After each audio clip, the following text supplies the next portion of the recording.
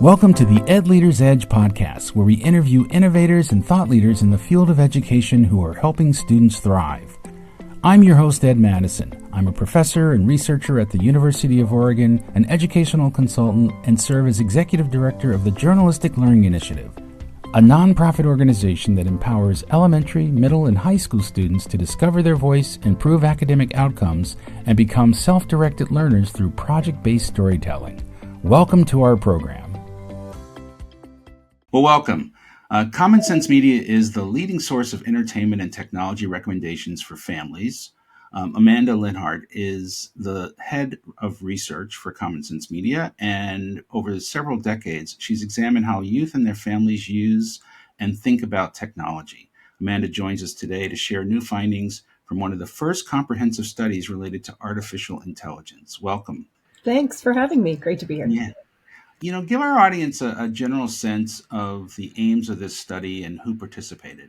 Yeah, so it was the goal of the study was to try to understand how young people and parents, so this study is with a parent-child pair, how young people and their parents are using AI, specifically generative AI, how they're thinking about it, and then how is it particularly manifesting in their schoolwork. How are they thinking about it for school? How are they using it in school? And what are their experiences around generative AI and school communication about it, use of it, and how does it shape how they think about their child's future or their personal future as an adolescent? So that's sort of what we did. We interviewed a little bit more than 1,000 parent-child pairs, so about 2,000 people. It's in English and in Spanish. It is a nationally representative sample. And the children, the adolescents are 13 to 18, but if you're 18, you had to still be in high school to participate in the study. So data was collected using a national probability panel called the Knowledge Panel. So I think those are the highlights of the methods. And so give us a breakdown of some of your key findings. Sure. So, it was... one of the things I think overall is just establishing how many young people are really using generative AI. And we found that about 7 in 10 teenagers, 13 to 18, say they have used it for any kind of purpose. And that's certainly more than their parents. We find that the purposes they tend to use it for most are for homework. That's the top reason that we heard about generative AI use. But they're also using it to keep them from being bored. So there's a whole other set of personal uses that young people are putting the AI to around planning things, asking for advice. It's not just translating, summarizing, writing, and sort of all the school-based work that they do. I will say that those sort of school-based purposes are much more prevalent among young people, but there is this whole other subtype of sort of personal use that's also happening. So when we dive in, we see that among that 70% of young people who have ever used generative AI, about 40% of them have ever used it for school. So it's out there, people are using it, but it's not super widespread. And the kinds of things that they're using, the kinds of platforms that they're using are predominantly chatbots. They're most things like ChatGPT, Gemini, Claude. They're also using search engines that have AI built in. To a lesser degree, they're using image and audio generators. One of the big things that we found is that there's a real communication gap between schools and parents and teenagers. So as we started talking with people about school-based use of these tools, we heard from teenagers that they don't always have a good sense from their teachers about, there's either not a lot of communication from teachers, or the communication is very much about don't use it. And so we did see that, and then there's a lot of uncertainty too. So in our study, we found that about 42% of young people who had used it for school had been told absolutely don't use it in class by their teachers. A whole 27% said my teachers have never mentioned it. And then only about 7% say they've been affirmatively given permission to use generative AI in the classroom.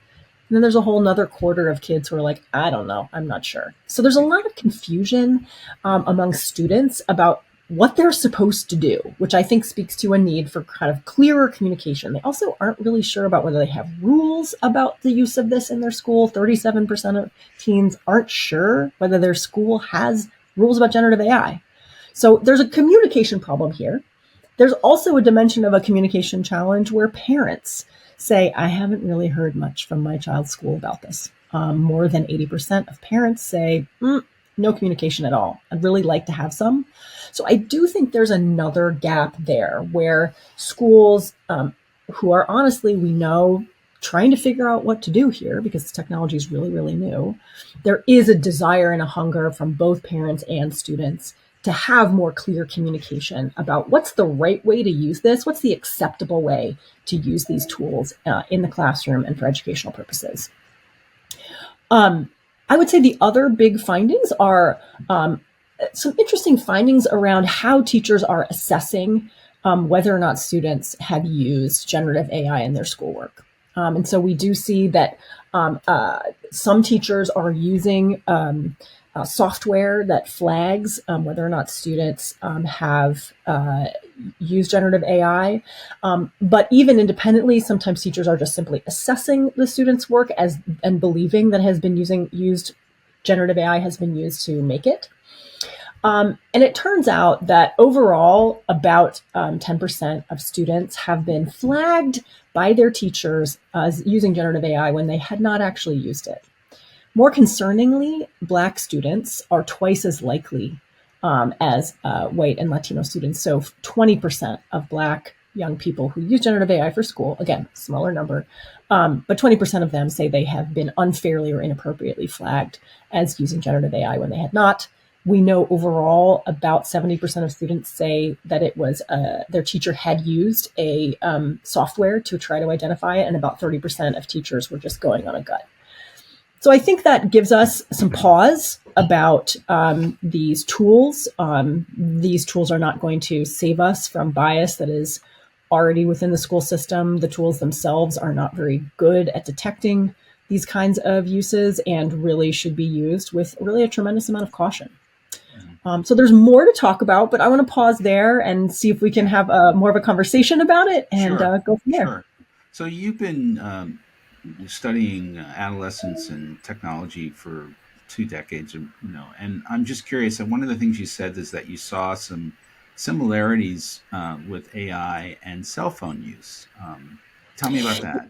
So what's really interesting too about the AI is that we do, even with this, I think, troubling finding about Black youth, we also see that Black young people, and to a lesser extent, Latino young people, are more, generally more enthusiastic about AI. They are more often, so they're not more likely to ever use it, but once they are users, they're more likely to do more things with it. They use more platforms.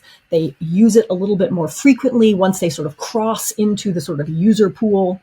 And Black parents and Latino parents to a lesser degree also are generally a little bit more positive about what AI holds as promise for their young people in terms of learning and learning critical skills and learning writing skills. I will say overall, parents are still generally, Black parents and Latino parents included, skeptical about this, but Black and Latino parents are just a bit more positive. And I really think this does play into, which is what the question you were asking, is what we've seen in adoption of other technologies. So particularly with mobile phones, we saw that Black youth were more likely to adopt them more quickly, use them for more purposes, and use them just more for more creative options, more instrumental things. And so I think this is following in that pattern. And so I think that is one of the things to keep in mind about AI. I also think there's some interesting stuff too here as we think about AI and think about the past and sort of other tech platforms that we've looked at. Social media is something that's been with us for 20 years. And I think we started off thinking that social media was going to be this amazing panacea. It was this wonderful way, this thing that connected us to our friends and family and let us share things. And I think over time, we've learned the hard way that it has some real negatives and real problems associated with it. And I think we sort of let that one go a little too long. And I think here now we have a real opportunity with AI to really think about it early on and help develop these tools in a way that are going to be really good for our kids and really minimize some of the potential harms. Yes, and it's moving so fast we can barely, keep make some sense of what to make of it. It's interesting. And one of the other reports on your website, generative AI in K-12 education challenges and opportunities, Yeah. which was recently updated. You talk about the fact that we don't necessarily even have a common or shared definition for what AI is. It opens with that statement. Let's step away from our conversation for a moment for me to tell you about the Journalistic Learning Initiative's innovative educational tools and services. If you're looking to make the best decision for your teaching staff and students about AI adoption, improving student engagement, strengthening writing skills, promoting social media mindfulness, or enhancing college and career readiness, please take a moment to visit our website at journalisticlearning.org. Our team of University of Oregon researchers offer customized AI tools, instructional materials, professional development, and consulting. Research confirms that students with journalistic learning experience outperform their peers on numerous key indicators for college and career readiness. At the heart of our work is empowering learners to become effective communicators. If you think about it, effective communication is critical in every human interaction, whether it's writing an essay for a grade or being interviewed to secure employment. Since 2015, JLI has benefited nearly 20,000 students and served schools in 15 states and the District of Columbia. I invite you to schedule an appointment to explore how JLI can improve your students' learning outcomes. Now back to our program. Yeah, it's really tough, right? So, one of the good things we really need to talk about here is most of the data I've been sharing is about generative AI, which is a specific type of AI that's usually through these large language models where they're about predicting what the model thinks is the next pixel, the next word, the next letter. Traditional AI is, I think, something we've had for a while, right? This is the things that power our algorithms. AI can do lots of interesting things, but it's more guardrailed and it's less likely to produce something totally new, which is what really distinguishes generative AI from traditional AI or sort of more legacy AI uses. Is that generative AI can really put out things that you never expected, and that surprise even the creators of the technology. Yes, and I don't know that there's a clear understanding of exactly how it does that. That's the challenge of the black box, right? I mean, I do think it is.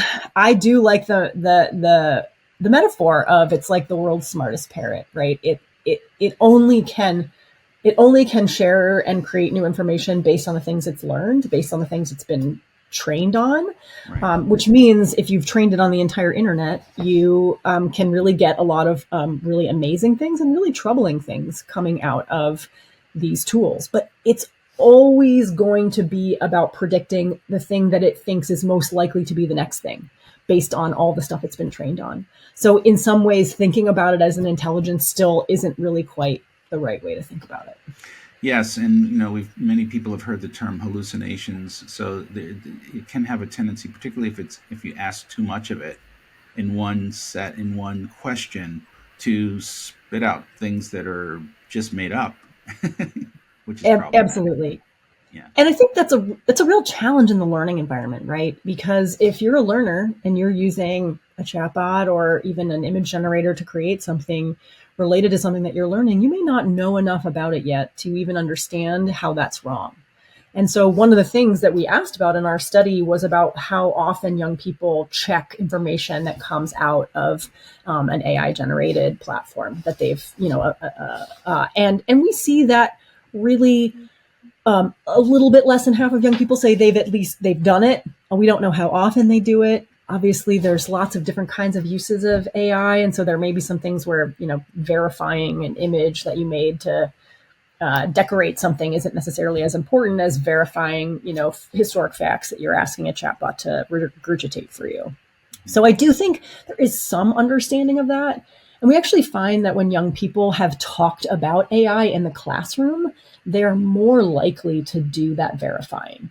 Not a ton more likely, but a bit more likely to do that.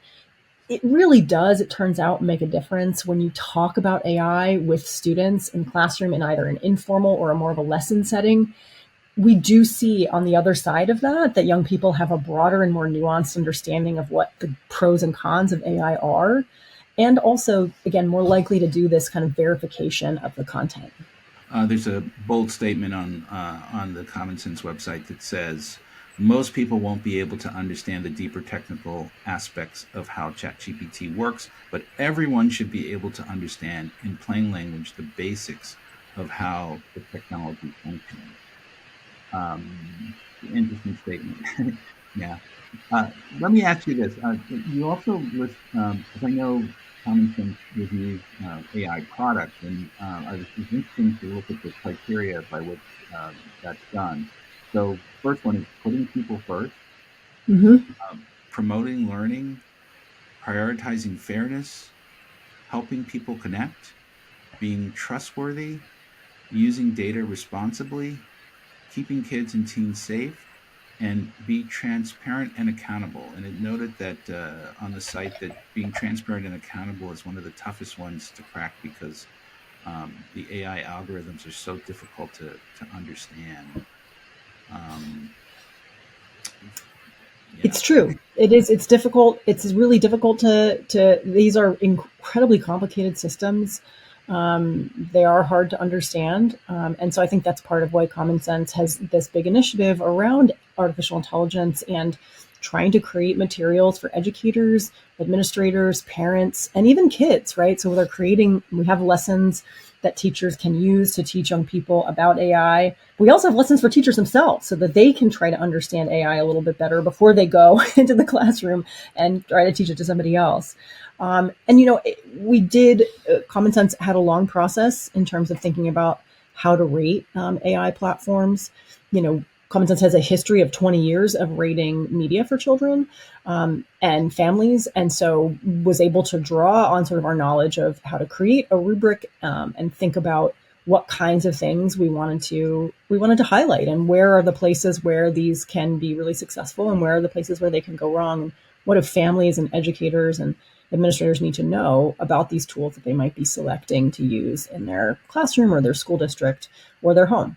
And again, even that I think was really difficult. So we condensed it down to those principles to use. But then there's a much deeper rubric that my colleagues on the AI team have developed to try to evaluate these tools. But as I said, sometimes the transparency can be challenging. It really does. Some of the ratings require some cooperation on the part of the developers of the tool, because it's so inside. It's so what you need to see is so deep inside that if people don't cooperate, you often can't see enough to make some of these evaluations. So many platforms do cooperate with Common Sense and share some of their materials so that we do get a really good sense of what's under the hood, but others don't. And so that's also a real challenge in trying to figure out how to do these ratings fairly and effectively. Yeah, I'm proud of the fact that our organization, Journalistic Learning Initiative, has a tool we call SASE, which is short for Sasquatch, that's been adopted across the state of Oregon. And Education Week just wrote an article about it that I'll send you. But it basically helps kids who are looking to try to get a sense of what they may do with their futures, to basically research those topics, but also prepare for job interviews and even refine their resumes and just find a mentor and even stay motivated during the whole process. So we're pleased to be a part of this new movement. I wanted to ask you just how, I think, as I recall from seeing your presentation at the Ed Funders Conference, a reference to the fact that a lot of kids are asking themselves, why am I going to school when I have access to the internet, but also the ability to draw from this repository of knowledge? Yeah. Yeah, it actually was a comment that came up in one of our focus groups with young people, where we were asking them about how they were thinking about how AI was showing up in their school, and really a lot of fascinating answers. But it was this one young woman who said, I really now wonder, what's the purpose of school, right? If the purpose of school is to train me for a job, then why, and if all the jobs are going to all mostly use AI in the future, then why are we not using AI for all of our assignments? And why are we not using AI so we can get really good at using the AI and knowing how to use it and knowing how to use it as a tool? But if the purpose of education is actually for me to learn skills of my own that I will take out into a broader world and to learn knowledge and to learn all these, to internalize a lot of these things, then, maybe we shouldn't be using AI. But I don't, she said, I don't have a sense anymore of really what this is about. It really makes me question why I'm learning. And I thought that was a really powerful and important point that she made. And I do think it speaks to, educators and to talk about how they want AI to be incorporated, what they see the value of it is, and what they see the value of the skills that you're learning that are separate from AI, and why you don't want young people to use AI in a particular situation because you think it disrupts a certain kind of core essential learning. And maybe that's how to write a 5-paragraph essay, or maybe that's how to read a historical text and take notes on it instead and summarize it. And that once you've mastered those tools, then perhaps later in your high school or college career, deploying these tools makes a lot of sense, right? But unlike, I think, the ways in which your new tool, which is set up to really help and guide people through a series of questions and learning about something for their future, a lot of times AI can be used just to do the thing, right? So I think that's a lot of the tension in classrooms is around, I don't want, as an educator, I don't want this to disrupt the learning of my students, but I know that my students are using it. So how do I talk about appropriate uses in this particular context right now, and not appropriate uses? And then how do I police that if I feel that I need to? And I do feel like those are tough conversations, especially if you don't really understand the tech super well. It makes you a little bit uncomfortable and you're pretty frustrated. Yeah, so I guess maybe one of my parting questions is, what are the recommendations for administrators and teachers that are just grappling with, establishing policies and procedures, given where we are right now with all of this? Yeah, I mean, that's a group I would really, particularly administrators, I'd really recommend taking a look at this white paper that we wrote that looks at the landscape and has some recommendations at the end. It really talks almost about the power that you have, particularly in a school district level, to ask companies and to ask for things that you want in the tools particularly around limiting biased content, which I think is an issue we haven't talked about yet, but which is another problem of things that are come out of many of these image generators or audio generators or text generators. But I also would say, to the educator on the ground, this is something that it behooves you to learn about, take a little bit of time, go to Common Sense's lessons, walk through them, and spend a little time using it yourself. I think that's really helpful. I would also say that, you can get into a banning game here, but the tools you have at your disposal for assessing that are pretty weak. A lot of the tools that assess whether or not content has been created by AI are pretty poor, and you run the risk of unfairly maligning your students. So I do think I feel for teachers. I think it's a challenging space to be in, but learning about the technology, thinking about how it serves your pedagogical purposes, I think is another really important point. I think sometimes we get to this like shiny new tool that somebody has shared with us and it seems super fun and it'll enhance engagement. But I think we need to ask, like, how does this improve pedagogical outcomes? How do I think this enhances that? And that's a really important question for educators to ask themselves as they think about how they might integrate these tools into their teaching and learning. Terrific. Please say more about where people can find more information. Sure. Common Sense Media has a whole page devoted to our AI initiative. It's commonsensemedia.org/AI. Very simple. And on that page, you can find our ratings and reviews. You can find our research. You can find our teachers' resources. It's really, it actually is about to be updated. And at that point, it will be really, truly one-stop shopping for all of our content. If you're interested right now, immediately in the white paper and the report that I've talked about here today, those you can find on the commonsense.org/research page, and you'll find all of that there. Terrific. Thank you so much, Amanda. Thank you so much, Ed. The pleasure. The Ed Leader's Edge podcast is produced by the Journalistic Learning Initiative. Please check out our latest books, Language Arts in Action from W.W. Norton Publishing, and Raising Empowered Learners from Rauman and Littlefield. For more information about our work, please visit journalisticlearning.org or edleaderedge.org. Thanks for listening.